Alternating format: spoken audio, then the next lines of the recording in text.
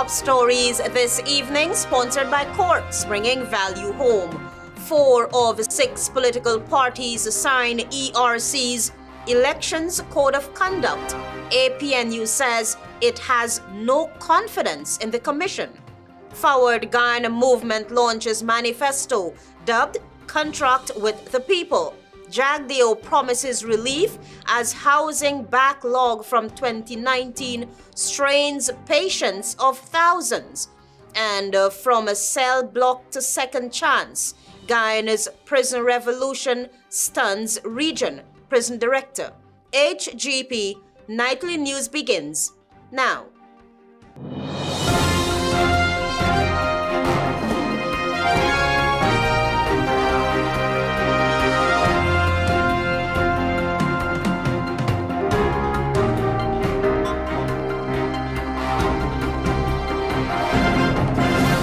Good evening to our viewers here in Guyana and online. I'm ALETHEA Grant with the Tuesday, 5th August 2025 edition of the HGP Nightly News. This is what you should know this evening. Antonio Day will tell us that 4 of the 6 political parties contesting the 2025 general and regional elections have signed on to the Ethnic Relations Commission's Code of Conduct.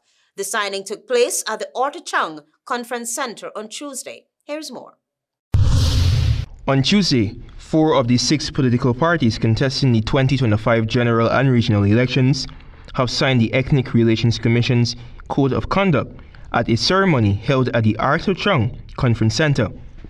Chairman of the ERC, Sheikh Moini Ul-Haq, took the opportunity to remind leaders of the respective political parties that it is their responsibility to monitor the conduct of their candidates in the lead-up to the September 1 polls. In his address to political parties in attendance, the ERC chairman admonished that all contesting parties must conform to ethical standards, promote mutual respect, and ensure peaceful, fair, and responsible campaigning throughout the electoral process. All political parties must conduct themselves in accordance with the laws of Guyana. Elections, by their very nature, are designed to give voice to the people. They are a tool for good governance, not a time for hostility or division. Ul-Haq cautioned that during this election cycle, political leaders must remind their supporters to never sow seeds of discord, but to showcase political maturity and self-restraint. We therefore call upon all political leaders to set the tone, to demonstrate tolerance and respect for all, to diffuse tensions before they escalate. Signatories to the ERC Elections Code of Conduct include the Assembly for Liberty and Prosperity, ALP, Alliance for Change, AFC, We Invest Nationhood Party, WIN, and the People's Progressive Party, Civic. The 4 Guyana party led by presidential candidate Amanzo Walton Desire and a Partnership for National Unity, where 2 parties did not sign on to the Code of Conduct. Ganesh Maipal, vice presidential candidate for the Partnership for National Unity, in an exclusive interview with Nightly News, pointed an accusing finger at the ERC. The APNU cannot participate in something that is being conducted by a constitutional agency that has not been living up to its expectation. Maipal reprimanded the Commission for selectively handling cases of racial discrimination. For us, the Ethnic Relations Commission does not enjoy our confidence in its current composition, and we are very much not in support of their actions and of recent their selected outrage against selected individuals. Antonio Day reporting for the HGP Nightly News. The Forward Guyana movement on Tuesday launched its manifesto dubbed Contract with the People. Here is more. The Forward Guyana movement, a 1-month-old political party, Tuesday launched its manifesto dubbed Contract with the People at the Brandsville Hotel Conference Room, Camberville, Georgetown. The party in its manifesto pledges not only to change policies, but to restore trust empower every Guyanese, and build a nation where prosperity, dignity, and opportunity are shared by all at home and abroad. Presidential candidate Amanzo Walton Desir posited that the contract with Guyana is a clear, actionable commitment to address the most pressing issues facing the society and to chart a bold, inclusive path forward. On September 1, we ask you, the people of Guyana, to vote for your interests, not for tradition, not for race, not for tribe, and certainly not for those who have conspired to keep us here and to keep us poor. Meanwhile, the party's prime ministerial candidate, Nigel London, said Forward Guyana movement has further committed to ending the cycle of polarization and exclusion where our democracy finally serves the nation. And I believe that together we can break the chains of the political system that has held us back for far too long. The three-party coalition also pledged to usher in a new era of open, honest government where accountability is non-negotiable and every citizen has confidence in how resources and power are managed. Among other promises made were ending the winner-takes-all politics, shared power, real representation, zero tolerance for corruption and patronage, accountable and inclusive management of the nation's resources. Additionally, Guyana First, fair, firm, and responsible immigration, defense and protection of our country, ending poverty and empowering the poor, economic diversification, living wages, and tax justice are but a few more that were mentioned by the Forward Guyana movement presidential candidate. This is Marvin Cato reporting for HGP Nightly News. It would appear that President Irfaan Ali has now seen the need to lift Guyanese out of poverty despite public outcries and harsh criticisms from opposition leader Aubrey Norton and other political intellects in civil society. The president over the weekend at a rally held in Linden outlined plans to address poverty and the increasing cost of living. Antonio Day reports.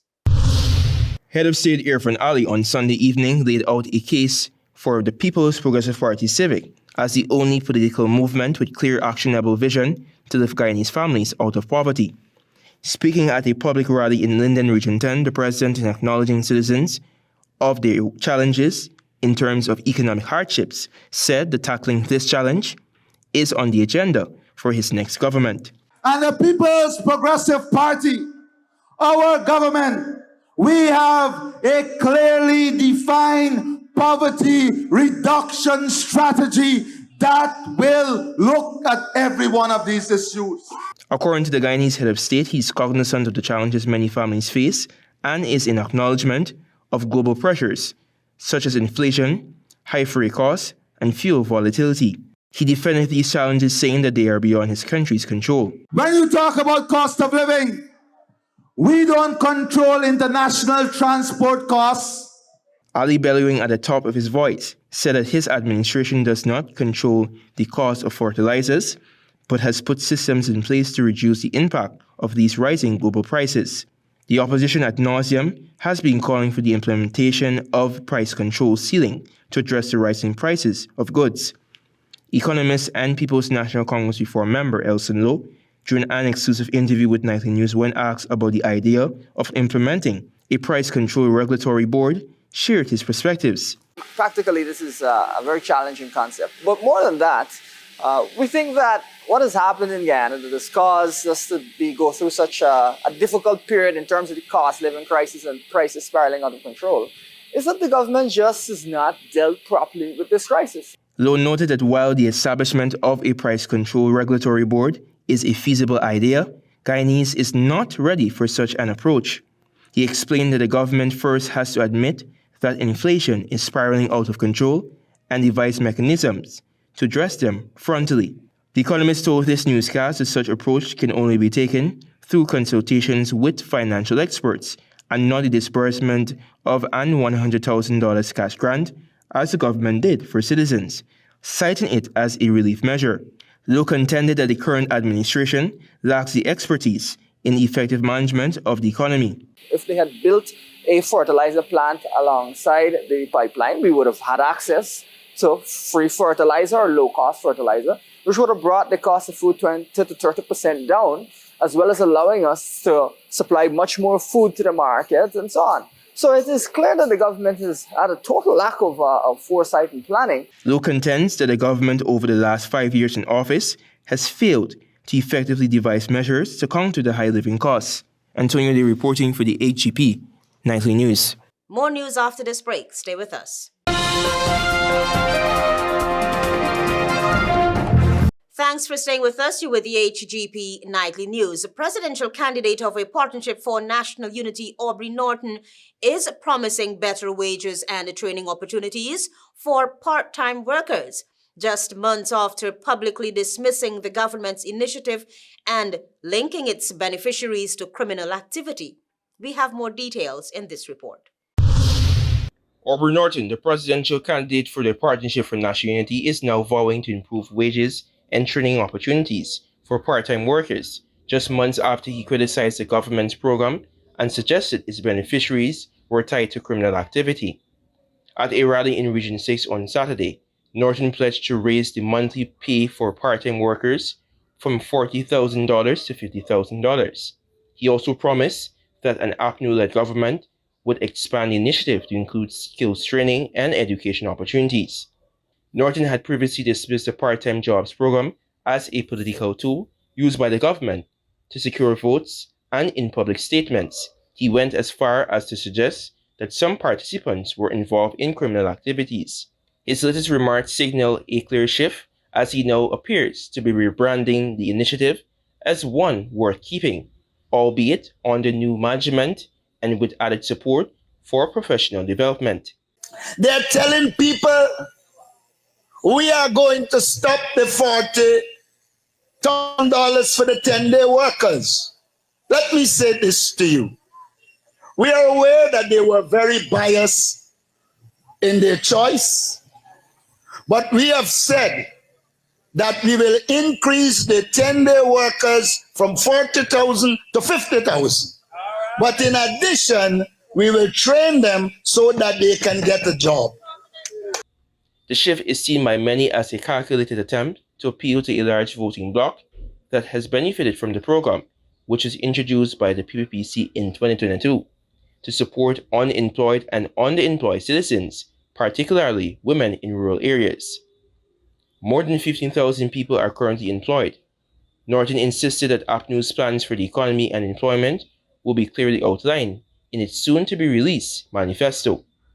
If you stay as 10-day workers for the next 10 years, you wouldn't be paying no NIS and you wouldn't have benefits to get. We are saying to you, we're going to train you, we're going to employ you, you're going to be able to benefit from the National Insurance Scheme. Launched in 2022, the PPPC's part-time jobs program was designed to offer short-term employment, 10 days per month in public offices, particularly for rural and hinterland populations. More than 15,000 people have since joined, many of them women and primary caregivers who had limited access to full-time employment. Antonio Lee reporting for the HGP Nightly News. Meanwhile, under a Partnership for National Unity government systems regarding benefits and contributions under the National Insurance Scheme will see significant improvement. This assurance was given by the party's presidential candidate, Aubrey Norton, over the weekend. In his address to a diverse crowd of supporters over the weekend, presidential candidate for the Partnership for National Unity, Aubrey Norton, harshly criticized the government for the introduction of the 10 Days Workers Initiative. He described this initiative as unsustainable. Mr. Norton reasoned that the permanent incorporation of these 10-day workers into the labor force would result in them receiving full benefits from contributions on the improved systems at the National Insurance Scheme. When a government allows thousands of young people to live 5 years of their lives without a proper job, paying no NIS, they are placing you on the poverty line. Norton further reasoned that for full enjoyment of these contributions, these individuals must be properly trained and receive livable wages. We want you in proper jobs with you paying up your NIS so you can get the benefits at the end of it. And we guarantee you, under the APNU, we will improve the benefits you get from the National Insurance Scheme. Currently, over 15,000 Guyanese are earning a monthly income of $40,000 a month for 10 days of work, representing a monthly investment of $611 million. He said a government with genuine policies would ensure that its citizens are gainfully employed. Meanwhile, the old age pension, which is currently at $41,000 per month, will be increased to $100,000 per month under an APNU-led government, Mr. Norton assured. The aspiring president also hinted at intentions of considerably bringing the pension age to 60 should he be elected to government after the September 1 polls. Antonio Day reporting for the HGP Nightly News. In the wake of a wave of brutal killings that have shaken the country, General Secretary of the People's Progressive Party Civic and the country's sitting Vice President Jagdeo has issued a sobering call to action. Guyana, he says, must build a culture of zero tolerance for violence, especially against women and children. Details in this report. Speaking on a radio program Monday afternoon, People's Progressive Party Civic and the country's sitting Vice President Jagdeo condemned what he described as a chronic failure to treat domestic and sexual violence with the seriousness it demands. While laws are in place, he said, they are not enough on their own, and police must be held accountable for their response or lack thereof. In one recent case, a young teacher was murdered by the father of one of her children. During his confession, the alleged murderer confessed that she was not taking his calls. In another, a young woman was allegedly killed by her own stepfather. Others were reportedly attacked by current or former partners. Behind the names and stories of women who, too often, reached out for help and never received it in time, in many cases as well, police were aware of these acts of violence, however, no action was taken. Jagdeo, however, said, while the administration is cognizant of these instances, more has to be done to address this societal ill. He touched surprisingly on Adriana Young case. So I've seen many cases where the police don't pay enough attention Absolutely. to the matter. They don't take it seriously. Absolutely. And we need to have greater police accountability too. Mm-hmm. We need to ensure, look at that Adriana Young matter, Mm-hmm. Yeah. Mm-hmm. when they lied and created a whole ton of problems for people because of their lies. Agreed. We need to make sure that on the roads they don't harass people. We were talking about that internally. According to Guyana Women's Health and Life Experiences in survey, approximately 55% of women in Guyana have experienced at least one form of violence in their lifetime, and 38% have experienced physical or sexual violence. Over 10% reported such abuse within the past 12 months. In 2023, the Ministry of Human Services and Social Security lodged 257 domestic violence cases and 36 sexual offenses matters. That represented a 28.5% decrease from roughly 900 cases reported in 2022. Jagdeo, however, said the government is stepping up. Already, he said, subventions to non-governmental organizations working with abuse victims have increased. The Child Protection Agency has been strengthened and stricter laws have been passed. But the Vice President stressed that enforcement must match legislation and the wider public must also change its mindset.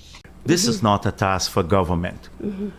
The NGO communities and religious organizations. And we made it clear we want to work with the religious community across Guyana and NGOs to create that culture of intolerance.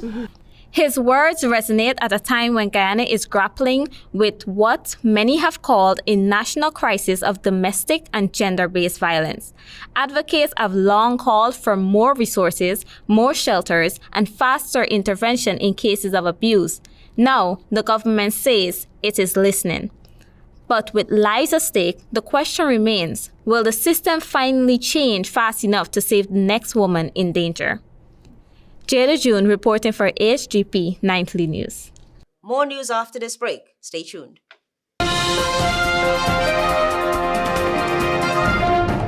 Thanks for staying with us. You with the HGP Nightly News. After years of waiting and uncertainty, thousands of Guyanese hopefuls may finally see the light at the end of the tunnel. General Secretary of the People's Progressive Party Civic and the country's sitting Vice President Barbados Jagdeo has yet again promised housing applicants that the government is working aggressively to clear a massive backlog and that all who applied before 2019 can expect to receive their house lots soon. Here is more. Speaking during a radio program on Monday, General Secretary of the People's Progressive Party Civic and the country's sitting Vice President Barbados Jagdeo confirmed that his party has already surpassed its goal of distributing 50,000 house lots in 5 years. But with demand soaring, especially in Region 4, the government is still racing to keep pace. This isn't the first time the government has sought to address the backlog. In early 2023, Minister of Housing and Water Colin Crowell stated that the ministry had, quote, no significant backlog, end of quote, sparking confusion and criticism from applicants still waiting since 2014 and 2015. A subsequent press release from the Central Housing and Planning Authority, CHPA, sought to clarify that backlog figures were being reassessed and prioritized, quote unquote, based on availability and serviced land. For many waiting families, the issue has become more than a bureaucratic hurdle. It's a source of stress, frustration, and uncertainty. Behind each application is a dream. A young couple seeking stability, a single parent hoping to escape rent, or an elderly applicant clinging to one final hope of owning a piece of land in Guyana. We are now dealing in Region 4 with the APNU backlog.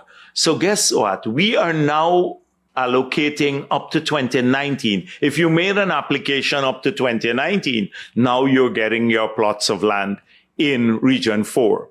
The government acknowledged that tens of thousands of applicants, especially from high-demand areas like Greater Georgetown, had yet to be allocated lands. Activists and opposition members accused the administration of downplaying the scale of the problem and distributing lots in ways that sometimes lacked transparency. Jagdeos' comments this week appear to mark a more direct and public recognition of the problem, paired with a renewed pledge to fix it. People don't understand what is taking place, what kind of land we're taking to convert into housing. They think it's just, oh, the land is there, etc. At the back of Diamond, you have a large area there with some trees that are 150 feet tall, pure jungle at the back there. We pushed it down, the animals, we found animals like jaguars, etc. We have to excavate the roads down 14 feet and then fill it up back with sand. But even with new communities opening, the bottleneck in Region 4 has proven difficult to break. Land preparation in high-demand zones takes time, and many locations require costly groundwork before they become habitable. Still, the Vice President insists the current administration is the only one to have delivered on its housing promises. The fire that destroyed the historic headquarters of the Guyana Trades Union Congress and its education arm, the Critchlow Labour College, was deliberately set. But while lightning doesn't strike the same place twice, there allegedly might be a correlation between the first blaze and the second. Here is more. The source told Nightly News that investigators were able to confirm the suspicion of many that there was a concerted effort to deliberately set ablaze to the building. Investigators concluded their probe and determined the blaze was maliciously set. Their findings have now been handed over to the Guyana Police Force for further investigation. The fire, which erupted just before midnight on Thursday, tore through the building located on Wilford Avenue in Georgetown. The structure housed multiple institutions including the GTUC, the University of Excellence, the School of Management and Business, and the Angela Applewhite Hercules Canteen. Firefighters arrived on the scene within 5 minutes of the alert, but by that time, one building was already fully engulfed in flames, with other areas rapidly catching afire. The fire was so intense that an additional fire tender had to be deployed to bring it under control. According to several persons at the scene, there were whispers that the fire may have been started intentionally, possibly in connection with insurance-related motives. The source, however, stated that the police's probe of the incident will explore those claims. The source also told this newscast that there may also be a correlation between last Thursday's fire and an earlier blaze at the same location earlier this year. The earlier fire, which occurred on May 22, gutted part of the facility and was officially blamed an outdated electrical system. At that time, the GTUC said they would carry out upgrades to prevent further incidents. It is unclear how much of that work had been completed before the most recent disaster. The GTUC, in a statement, expressed profound sorrow over the destruction of its historic facilities, particularly Critchlow Labour College. For over 50 years, the college had provided accessible education to thousands of Guyanese from all backgrounds and religions. The destruction has dealt a blow not just to the physical infrastructure, but to the legacy of one of Guyana's most well-known grassroots education institutions. Former students and staff have taken to social media, sharing memories and expressing outrage that the facility could be targeted. The GTUC has not commented on any possible motive or suspects, but has vowed to cooperate with investigators and rebuild. Meanwhile, the police investigation into the arson is ongoing, as questions swirl around why a second fire struck the same property in such a short time span. The public is calling for full transparency and for those responsible to be brought to justice. In a country once haunted by images of crumbling cells, bread and water diets, and riots behind bars, a stunning transformation is underway, and it's flipping the script on incarceration in the Caribbean, particularly in Guyana. As we hear in this report, the Guyana Prison Service may be turning a new leaf. Guyana's prison system, long written off as another clog in the region's cycle of crime and punishment, is now making headlines for something radically different: redemption. The latest episode of Safeguarding Our Nation featured Director of Prisons Nicklon Elliott, who explained that efforts made within the last several years to reform Guyana's prison system has yielded the much-desired recognition regionally. Elliott, in the interview, pulled back the bars on what insiders are calling the most dramatic overhaul of any prison service in CARICOM. Elliott went as far as to posit that gone are the days when inmates were forgotten. He said the reform dealt with several other key issues, including overcrowding. This also addresses the issue of overcrowding. Before, in the past, we had issues with overcrowding. Today, we no longer have that overcrowding issues within the prison system because of the largest investment in the physical infrastructure within the prison. Despite the praise, many unanswered questions still remain. Evidently, with recent jailbreaks, broken policing by prison officers, and attempting to smuggle contraband into penitentiaries, and judicial delays could undo the progress if left unaddressed. Others may also doubt whether funding and political commitment can keep pace with the momentum. But according to Elliott, their efforts to reform the prison tells a different story. He noted that over 820 inmates completed certified training in vocational skills, from welding and tailoring to agriculture and electrical installation. And while most Caribbean jailhouses struggle to control fights, fires, and escapes, he added that Guyana's facilities are pumping out certified masons and future entrepreneurs. This is the core mission of the Guyana Prison Service, where we expose prisoners to several training programs such as carpentry, joinery, and masonry. These programs are facilitated by qualified facilitators, and the programs are accredited. Whether the initiative becomes the regional standard or remains a Guyanese outlier will depend on whether the results continue to speak louder than the cynicism. But for now, one thing is clear: prison in Guyana doesn't mean the end of the road. It just might be the beginning. Stay tuned for regional news.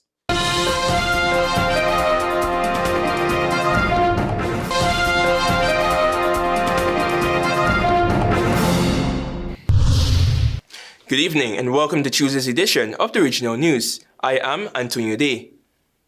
We begin with news in Barbados. The Barbados-based Caribbean Climate Outlook Forum says for the next 3 months, the ENSO-neutral conditions, also called ANADA, will result in recurrent excessive humid heat, culminating in heat waves as the Caribbean heat season peaks in August and September.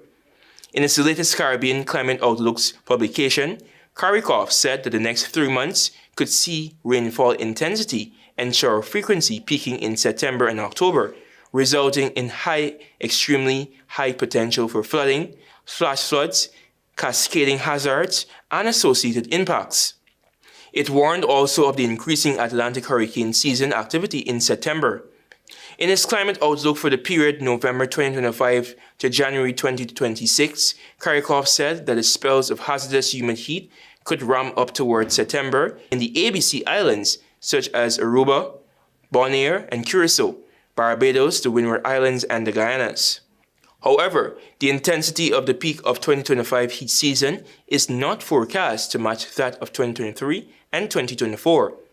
It said that this period also marked the transition out of the Caribbean wet season, the Atlantic hurricane season, and the heat season, and into the cooler early dry season in December and January.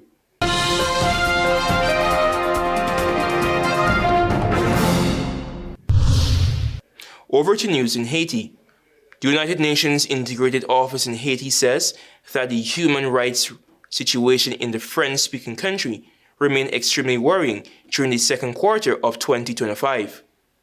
Abuses by criminal groups caused more than 24% of those killed or injured during the quarter. The UN said that gang members continue to resort to murders, gang rapes, and kidnappings to maintain their control over the populations living in the areas under their influence. Cases of sexual slavery, sexual exploitation, and child trafficking and exploitation were also documented. During the same period, 64% of those killed or injured were killed during security force operations against criminal groups, more than a third of them during strikes using explosive drones. Faced with these abuses and human rights violations, and despite the persistent dysfunction of the judicial system, the United Nations continue to support the authorities in combating impunity and corruption and strengthening accountability for human rights violations.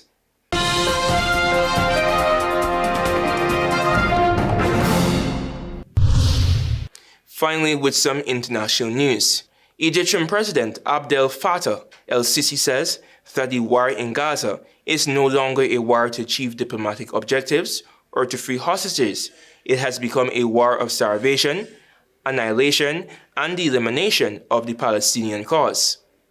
At a media conference in Cairo with Vietnamese President Luong Quoc, el-Sisi added that history will hold many countries accountable for their stance on the war in Gaza, and the global human conscience will not remain silent for long. Egypt will not be a gateway for the displacement of the Palestinian people, he added. The Egyptian leader highlighted that more than 5,000 aid trucks are on Egyptian territory ready to enter Gaza. Aid agency says that the limited amount of aid Israel has allowed into Gaza in the last week is unlikely to avert the famine experts have warned for months. The number of adults to die from hunger in Gaza approximately 82 over the last 5 weeks, while 93 children have also been killed by Israel through the man-made malnutrition, has imposed upon the enclave since its war began. And I quote, "It is awful," Dr. James Smith, an emergency doctor who was volunteering twice in Gaza, said. "It is one of the most undignified and barbaric ways to kill." Starvation is always something that is done by one person to another. It is intended to be protracted and to maximize suffering, he said. Thank you for watching. I am Antonio Day. Goodbye for now.